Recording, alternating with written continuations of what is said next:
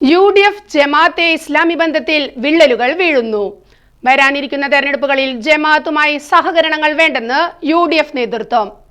തദ്ദേശ സ്വയംഭരണ തെരഞ്ഞെടുപ്പിൽ കരുത്തുകാട്ടി UDFന് തിരിച്ചടി നൽകാനൊരുങ്ങി ജമാഅത്തെ ഇസ്ലാമി നേതൃത്വം.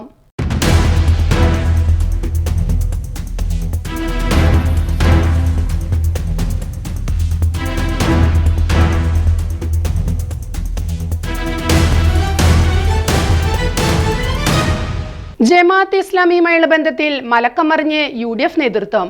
നിലമ്പൂർ ഉപതെരഞ്ഞെടുപ്പിൽ UDF സ്ഥാനാർത്ഥിക്ക് പരസ്യ പിന്തുണ നൽകിയ ജമാഅത്തെ ഇസ്ലാമിയുടെ നിലപാട് ഏറെ വിവാദങ്ങൾക്ക് വഴിയൊരുക്കിയിരുന്നു.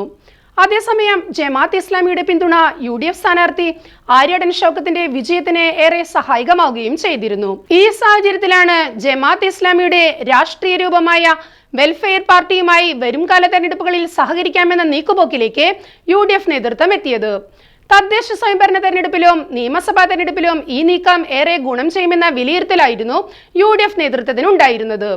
ഇത് സംബന്ധിച്ച് ജമാഅത്തെ ഇസ്ലാമി നേതാക്കളുമായി കോൺഗ്രസ് നേതാക്കൾ രഹസ്യ കൂടിക്കാഴ്ച നടത്തിയിരുന്നു. തദ്ദേശ സ്വയംഭരണ തെരഞ്ഞെടുപ്പിൽ UDFന് പിന്തുണ നൽകാമെന്നും ചിലയിടങ്ങളിൽ വെൽഫെയർ പാർട്ടി സ്ഥാനാർത്ഥികൾക്ക് പിന്തുണ നൽകാൻ കഴിയുന്ന വിധത്തിലുമായിരുന്നു ചർച്ചകൾ. നിയമസഭാ തെരഞ്ഞെടുപ്പിലാകട്ടെ ഒരു മണ്ഡലത്തിൽ ജമാഅത്തെ ഇസ്ലാമി നിർദ്ദേശിക്കുന്ന പൊതു സ്വതന്ത്രനെ പിന്തുണയ്ക്കാനും UDFൽ ചർച്ചകൾ നടന്നിരുന്നു. ജമാഅത്തെ ഇസ്ലാമിക്ക് വേരോട്ടമുള്ള പേരാമ്പ്രയിലോ പെരിന്തൽമണ്ണയിലോ പൊതു സ്വതന്ത്രനെ മത്സരിപ്പിക്കണമെന്നായിരുന്നു ഉയർന്ന നിർദ്ദേശം. പ്രതിപക്ഷ നേതാവ് VD സതീഷിനെ പോലെയുള്ള നേതാക്കൾ ഈ നീക്കത്തെ അംഗീകരിക്കുകയും ചെയ്തിരുന്നു. എന്നാൽ ഈ നീക്കത്തിൽ നിന്നാണ് ഇപ്പോൾ UDF നേതൃത്വം മലക്കം മറിഞ്ഞിരിക്കുന്നത്. വരാനിരിക്കുന്ന തെരഞ്ഞെടുപ്പുകളിൽ ജമാഅത്തെ ഇസ്ലാമിയുമായി ഒരു ബന്ധവും വേണ്ടയെന്നാണ് ഇപ്പോൾ UDFന്റെ നിലപാട്. നിലമ്പൂരിലെ രാഷ്ട്രീയ സാഹചര്യമെല്ലാം മറ്റു പലയിടത്തുമെന്നും ജമാഅത്ത് ബന്ധം തിരിച്ചടിയായി മാറുമെന്നുമാണ് UDFൽ ഭൂരിപക്ഷം ഉയർത്തുന്ന വാദം. മാത്രവുമല്ല, UDFുമായി സഹകരിക്കാൻ സന്നദ്ധത അറിയിച്ചിട്ടുള്ള ക്രൈസ്തവ സംഘടനാ നേതാക്കൾക്കും ചില ഹൈന്ദവ സംഘടനകൾക്കും ജമാഅത്തെ ഇസ്ലാമി ബന്ധം അംഗീകരിക്കാൻ കഴിയുകയുമില്ല. UDFലെ മുഖ്യ ഘടക കക്ഷിയായ മുസ്ലിം ലീഗിലും ഇത് സംബന്ധിച്ച് അഭിപ്രായ വ്യത്യാസങ്ങൾ ഏറെയാണ്. PK കുഞ്ഞാലിക്കുട്ടിയെ പോലെയുള്ള ചില നേതാക്കൾ ജമാഅത്ത് ബന്ധത്തെ അംഗീകരിക്കുമ്പോൾ ET Muhammad Basheer, doctor MK Muneer, KM Shaji തുടങ്ങിയ നേതാക്കൾ UDFൽ ജമാഅത്തെ ഇസ്ലാമി എത്തിക്കാൻ നടത്തുന്ന നീക്കങ്ങളെ പരസ്യമായി എതിർക്കുന്നവരാണ്. ജമാഅത്ത് ദർശനം മതരാഷ്ട്രവാദമാണെന്നാണ് കാലങ്ങളായി ഇവർ തുറന്നടിച്ചുകൊണ്ടിരിക്കുന്നത്.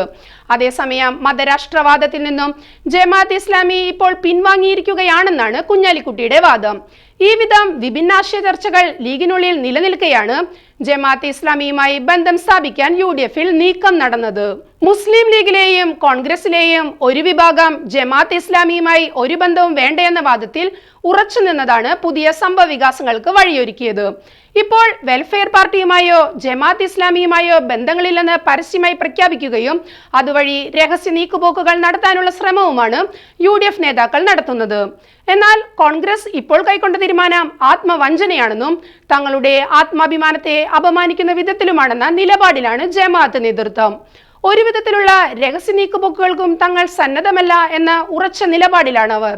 ഈ വിധത്തിൽ കടുത്ത നിലപാട് ജമാഅത്തെ ഇസ്ലാമി കൈക്കൊണ്ടാൽ ആസന്നമായ ത്രിതല തെരഞ്ഞെടുപ്പിൽ UDFന് തിരിച്ചടിയായി മാറുമെന്നത് ഉറപ്പാണ്. പഞ്ചായത്ത് തല മത്സരങ്ങളിൽ ജമാഅത്ത് പിന്തുണയോടെ വെൽഫെയർ പാർട്ടി മത്സരിച്ചാൽ മുസ്ലിം വോട്ടുകൾ ഭിന്നിക്കും. ആത്യന്തികമായി അത് ലീഗിനും UDFനും തിരിച്ചടിയായി മാറും. ഈ സാഹചര്യം മുൻകൂട്ടി കണ്ട് ജമാഅത്തെ ഇസ്ലാമി നേതാക്കളെ വസ്തുതകൾ ബോധ്യപ്പെടുത്തി അനുനയത്തിനാണ് കോൺഗ്രസ് നേതാക്കൾ ശ്രമിക്കുന്നത്. അതിന് ജമാഅത്ത് നേതാക്കൾ വഴങ്ങിയില്ലെങ്കിൽ UDFന് ഈ രാഷ്ട്രീയ സാഹചര്യം വലിയ തിരിച്ചടിയായി മാറുമെന്നത് ഉറപ്പാണ്.